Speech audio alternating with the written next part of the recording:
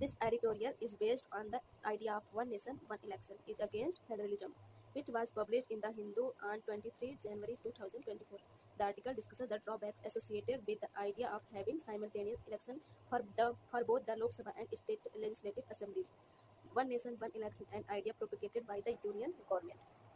A few days ago, a committee was formed for One Nation, One Election, whose name was Ramnath Kovind Committee, which was formed under the chairmanship of former President of India, Ramnath Kovind.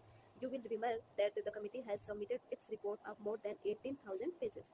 A report has been submitted and that report has been approved by the Modi government.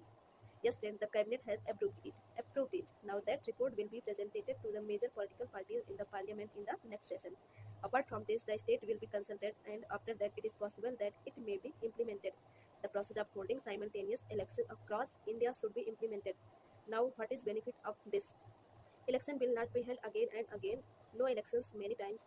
This will happen again and again. Code of conduct will not be implemented.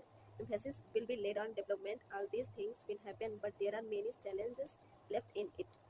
What is the central idea behind of one nation, one election? About the concept.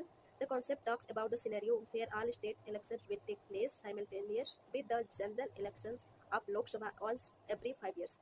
The idea is to streamline the electoral process and reduce the frequency of elections, thus saving time and resources. And what is the challenges associated?